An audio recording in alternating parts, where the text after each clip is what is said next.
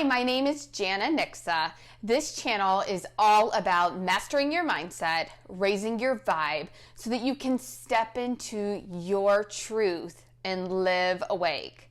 Welcome back. I'm so glad that you're here. Today's video is all about breaking out of the matrix. What is it? How is it possible that this movie we saw years ago is true? What can we do now that we know that? How to live in it and how to escape. So stick around.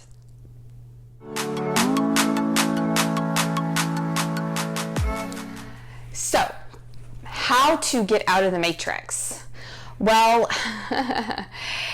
first off, I could be wrong here, guys, but as far as I can tell, at least where I've traveled so far in my spiritual journey, and I've been on it for quite some time, and the matrix is more of a state of mind.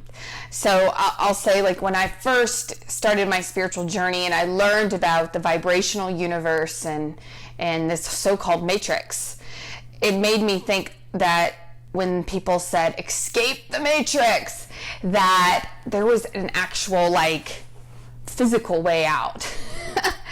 And hey guys, correct me if I'm wrong. Unless anybody's, cracked that code, please let me know. I would love to hear from you in the comments below. But from what I can understand and what I've gathered, is it's the state of mind that you're in. It is your vibration that you're in. That's how you're gonna get out of this matrix. So there's several different things that really start to crack the code. I think the first one is to begin to recognize what you've been taught, what we've been raised with from childhood. I don't know if you were like me. I was raised in a home where, we believed in a certain God, and if you didn't believe in that God, you were bad. And I also believed that if you had to go to school, get good grades, work really, really hard, and get into a good college, and so on to get the good job and all the things, and you check all of these boxes, and that's the key to everybody being happy. We're all just robots, where it's just a code, a happiness code, A plus B plus C equals D, and then you're happy. And as long as you check all those boxes, you're good to go. So I think that was the first thing for me. That was what really prompted me to wake up, is I checked all those boxes. And thankfully, I am very happy in terms of, having what I have at this point in my life, as far as my husband and my children and even my, career. But I didn't feel fulfilled. And I just always felt like there was more. Even from a really young age, maybe you guys can relate with this. I just didn't buy it all. It just didn't intuitively make sense to me. Whether you're talking religion or what we learned in school and beyond. But the bottom line is it didn't feel right. And so I think that is the first stage. And unfortunately, I think so many of our children are naturally like that. They're natural seekers. They're naturally inquisitive. But, this program, this matrix, just shuts that down, as early as possible.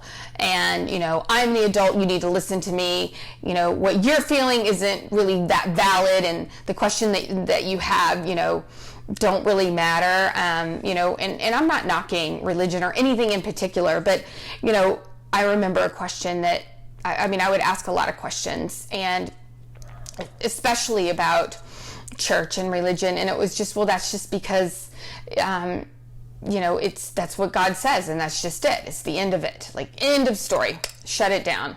Or, another question or another remark that I would get was, well, because I said so. And that's just it. Shut it down.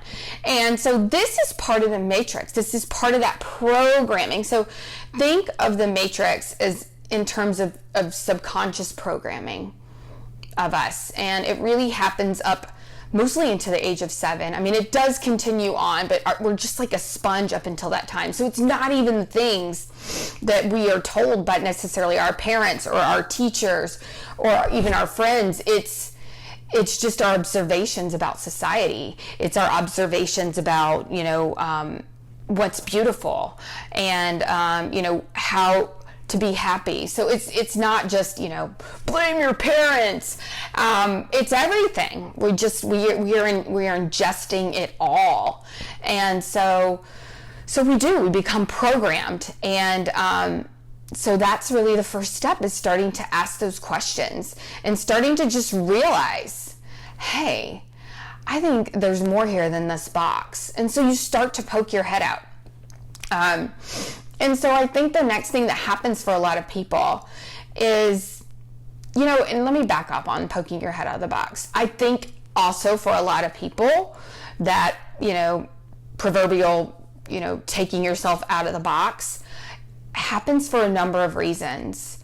A lot of time these spiritual awakenings are prompted by some sort of tragedy. Sometimes it's actually achieving and doing what you were told to do and realizing that there's still something else, and you just fundamentally, intuitively know there's more. So there's all sorts of different ways we decide to, look outside of the box. And I think personally that's happening a lot right now with everything that's going on in the world. We have a lot of extra time on our hands. We may or may not have our jobs when we go back. And so people are really just naturally starting to question things. And so as you start to peek outside the box, you start to question. So that's really the first step. And, the second step, once you begin to give yourself permission to question this reality that we live in, you then start to ask other questions that you never thought you were allowed to ask of yourself, or at least I hadn't in a long time, which was, who am I really? What do I really want out of this life? Not what society tells me I should want, but what do I feel in my heart is my purpose, my passion. We're told and we're taught at a very young age, there's so many, like my kids, they just draw to draw. They just do certain things just for fun. But at some point in our childhood, we're told to put that stuff away unless you're going pro. Don't ice skate anymore unless you're going pro. Don't do gymnastics anymore unless you're going pro. Pro in a sense that it's just, it's just play stuff and you're not going to be serious about it. And so I think that's how we grow up. We start thinking, passions are just these things that, we may or may not have time to do in our spare time. And, it's all about being successful, and those things just fly by the wayside. So we don't ask those questions anymore. Like, who am I? What's important to me? What are my passions? How can I get back in touch with that? And I think that's another way that you break out of the matrix, is you start asking those tough questions of yourself. You break out of the matrix by meditation, because what comes with these big, powerful questions is a lot of insight. And you start to crave that quiet time with yourself. You start to think about, things. You start to begin to see yourself as not just this human being having this human experience, but a spiritual being having a human experience, and that this is temporary and almost just kind of a learning place, a school, if you will, a school for the soul.